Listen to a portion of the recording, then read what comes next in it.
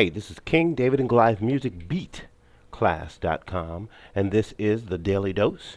Now, the Daily Dose is where I try to answer your music production questions, your songwriting questions, your music industry questions in 4 minutes or less. It's kind of like musical medicine, you know, so you should take your meds every day. Okay, so today's question is, hey, King David, I really like your tutorials. I really want to learn how to master my beats. I've seen in every tutorial that you are using Fruity 7-band EQ. Example, to master the kick drums, and I'm using FL9 and 8, and I'm going to my mixer and I want to add an EQ, then I don't see the Fruity 7-band EQ. So do I need to download it or something wrong with your Fruity Loops? No, there's nothing wrong with your FL Studio. You don't need to download it. Let me answer that question real quick by taking you over to FL Studio and showing you how equalizers work. Okay, the FL or the Fruity 7-band is going to be unique to FL Studio 7. All right, so you may ask, why am I using 7? Because I'm not in a rush to upgrade. I have used all of the versions from the beginning all the way to the 9. To me, once I find a groove that I'm going to work with, I'll keep with that. I'm not a what's called a gear hound, so I don't chase after the latest gear. I think and know that it's all about the music and the songwriting that counts. Okay, so let's get into that EQ. What you need to do in order to be able to use any EQ is know all the components of an equalizer.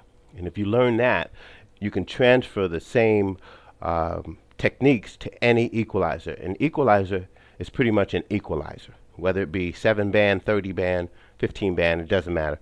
The properties are the same. One of the first properties is decibels. Okay, the 7-band equalizer is a very basic equalizer, but it is still pretty powerful.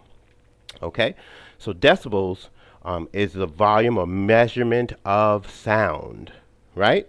So the louder or the greater the decibel, the louder the sound. And conversely, the lower the decibels, the lower the sound, right? Okay, now the frequency is measured in hertz. It's either going to be megahertz or kilohertz or hertz. Now we'll never get into megahertz, but it will always be a kilohertz or a hertz.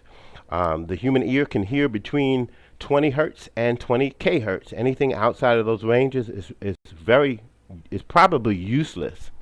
So you don't really want to mix in those ranges unless you're mixing for dogs. Okay, so here are the components. Decibels, you got frequency, and then there's another component of an equalizer called a quotient, and that's just the width of the frequency that you're adjusting. Okay, now you don't see a quotient on this, so I'm not really going to go into that. We'll do that in advanced equalization. Okay, so what you have is different frequency bands: 63 hertz, 250 hertz, 500 hertz, 1500. Now on your equalizer on Fruity 9 or Fruity 8, it may have 50 hertz, okay? But still adjusting those frequencies will make a difference in your music. Let's just look at that real quick. Let's play let's go ahead and play a synthesizer. Okay, let's turn up to 8K. Let's see what happens. Do you hear how bright it gets? Let's turn it down. Do you hear how dull it gets? Okay, let me put the audio in your ear so you can hear the difference.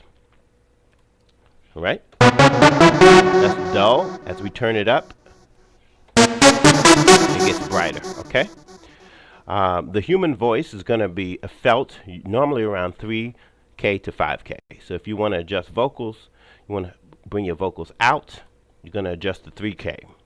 Around that area, and the 5K. All right, you want to make them subdued and make them into background vocals, turn down the decibels. All right, now here's a rule of thumb. There are no hard fast rules, but you probably don't want to go below or above 6 or -6 decibels. All right, equalization is like an art form in itself, and really what you're trying to do is show a difference between the frequencies, not necessarily be so extreme with your measurements. All right, so if you're using a different equalizer, All you have to do is find that 3K on that equalizer and turn it up or down, the decibels. So it doesn't really matter if you have the 7-band or not, all right? If you understand the principles of equalization, it's going to be the same every single time. And that is all the time that I have today. This has been the Daily Dose. I am King, David and Goliath Music, beatclass.com. Yeah. Take your meds.